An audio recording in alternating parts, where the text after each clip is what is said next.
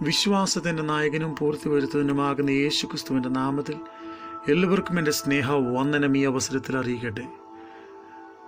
കൊലോസ് ലേഖനം 1-ാം അധ്യായം 28-ാം വാക്യത്തിൽ ഇങ്ങനെ വായിക്കുന്നു: അവനെ ഞങ്ങൾ അറിയുന്നതിൽ ഏതു മനുഷ്യനെയും ക്രിസ്തുവിൽ തികഞ്ഞവനായി നിർത്തേണ്ടതിന് ഏതു മനുഷ്യനെയും പ്രബോധിപ്പിക്കുകയും ഏതു മനുഷ്യനോടും സകല ജ്ഞാനത്തോടും കൂടെ ഉപദേശിക്കുകയും ചെയ്യുന്നു.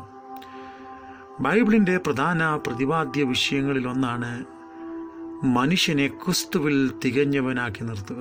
മറ്റൊരു പ്രധാന പ്രതിപാദ്യ വിഷയമാണ് തൻ്റെ ജനത്തെ വീണ്ടെടുക്കുക. മറ്റൊരു പ്രധാനപ്പെട്ട വിഷയമാണ് പാപത്തിൻ്റെ താൽക്കാലികതയിൽ നിന്ന് ജനത്തെ പിടിച്ചെടുക്കുക. അങ്ങനെ വ്യത്യസ്തങ്ങളാകുന്ന പ്രതിപാദ്യ വിഷയങ്ങൾ ദൈവവചനത്തിൽ നമുക്ക് കാണുവാൻ കഴിയുന്നുവെങ്കിൽ തന്നെ പ്രായോഗിക ജീവിതത്തിൽ ഫലകരമായ ഒരു ക്രിസ്തീയ ജീവിതത്തിന് വേണ്ടി ഒരുക്കുവാൻ, നമ്മെ തന്നെ ക്രമീകരിക്കുവാൻ, അല്ലെങ്കിൽ ക്രിസ്തുവിൽ തികഞ്ഞവരാക്കി നിർത്തുവാൻ വിശേഷാൽ കൊലോസ് ലേഖനം 1-ാം അധ്യായം അതിൻ്റെ 28-ാം വാക്യം നമുക്ക് കാണുവാൻ കഴിയുന്നു. നാം മനസ്സിലാക്കുമ്പോൾ ദൈവവചനത്തിൽ നാം തിരിച്ചറിയേണ്ടുന്നത് നമ്മൾ ക്രിസ്തുവിൽ തികഞ്ഞവരായി നിൽക്കണമെങ്കിൽ നമ്മളുടെ സ്വകാര്യ ജീവിതം ദൈവസന്നിധിയിൽ പെർഫെക്റ്റ് ആകുവാൻ തക്കവണ്ണം നാം നമ്മളെ തന്നെ സമർപ്പിക്കേണ്ടിയിരിക്കുന്നു. എഫേസ്യ ലേഖനം 5-ാം അധ്യായം അതിൻ്റെ 15-ാം വാക്യം വായിക്കുമ്പോൾ അവിടെ നമുക്ക് കാണുവാൻ കഴിയുന്നത്: ആകയാൽ സൂക്ഷ്മത്തോടെ അജ്ഞാനികളായിട്ടല്ല ജ്ഞാനികളായിട്ട് തന്നെ നടപ്പാൻ നോക്കുവിൻ. പിന്നെയും 16-ാം വാക്യത്തിൽ വായിക്കുന്നു: ഇത് ദുഷ്കാലമാകിയാൽ സമയം തക്കത്തിൽ വിനിയോഗിച്ചുകൊള്ളുവിൻ. അതേ, സ്വകാര്യ ജീവിതം ഫലവത്താം നിലവാരത്തിൽ പ്രായോഗികമായി ദൈവനാമത്തിന് ഉപയോഗമാവണ്ണം നാം ഒരുക്കുവാൻ തയ്യാറാകേണ്ടിയിരിക്കുന്നു. അല്ലെങ്കിൽ നമ്മുടെ ലൈഫിനെ നാം ക്രമീകൃതമായി ദൈവഹിതപ്രകാരം ജീവിക്കുവാൻ വേണ്ടി നമ്മുടെ സ്വകാര്യ ജീവിതത്തെ ഒരുക്കേണ്ടിയിരിക്കുന്നു. പിന്നെയും നാം കൊലോസ് ലേഖനം 4-ാം അധ്യായം അതിൻ്റെ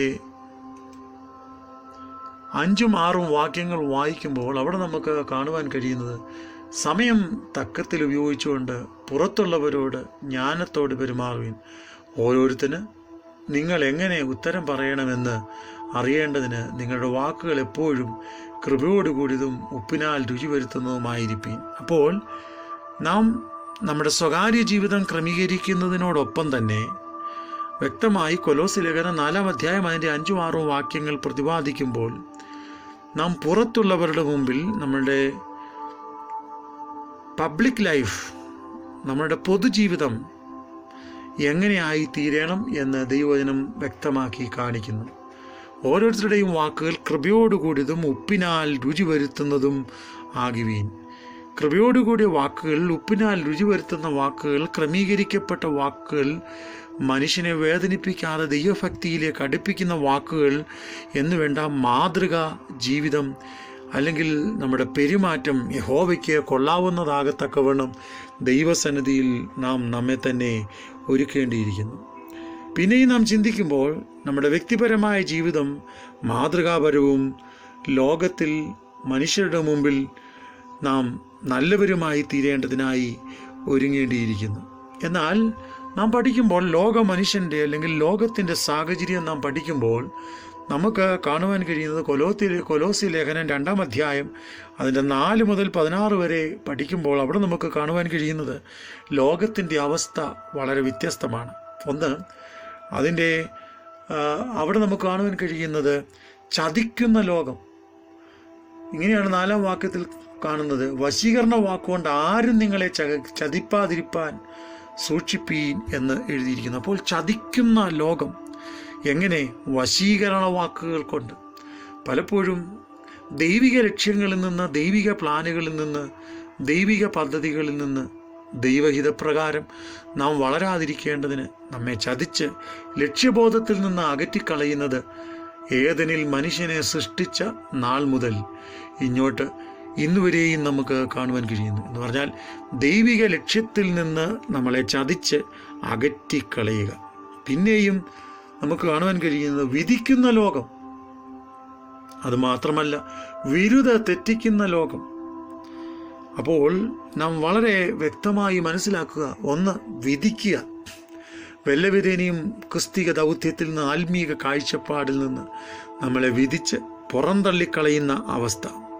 മാത്രമല്ല, ഓട്ടക്കണ്ണത്തിൽ ഓടുന്നവർ അനേകരെങ്കിലും വിരുദ് പ്രാപിക്കുന്നത് ഒരുവനേ ഉള്ളൂ എന്ന് ദൈവവചനം വളരെ വ്യക്തമായി പറയുമ്പോൾ, വിരുദ് തെറ്റിച്ച് കളയുവാൻ പിശാച് ഏതു വിധേനയും ശ്രമിക്കുന്നത് നമുക്ക് കാണുവാൻ കഴിയും.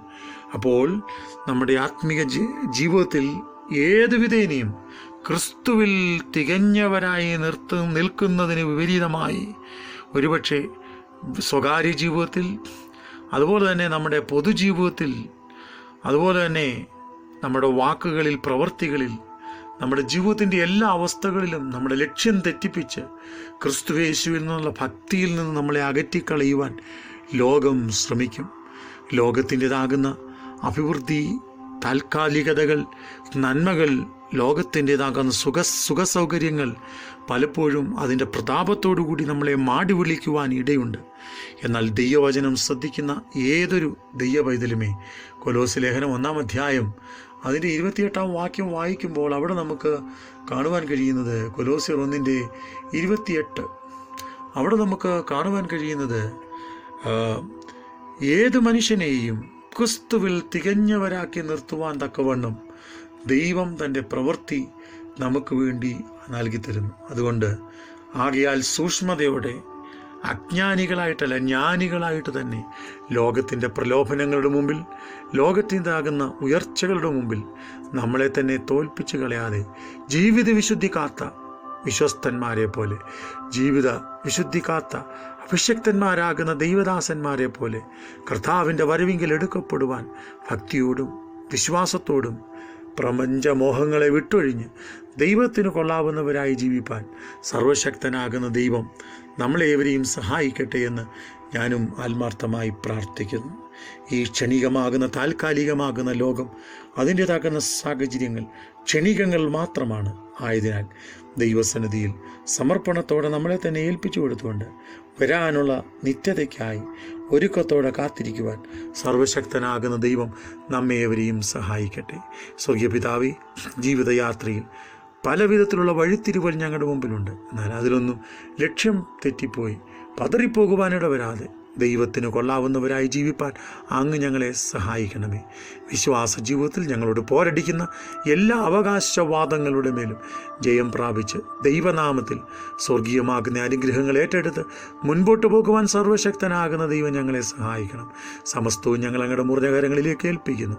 അനുഗ്രഹ നിറവുകൊണ്ടും സമാധാനം കൊണ്ടും നിന്റെ ജനത്തെ അനുഗ്രഹിക്കണം. യേശുവിൻ നാമത്തിൽ തന്നെ. ആമേൻ, ആമേൻ.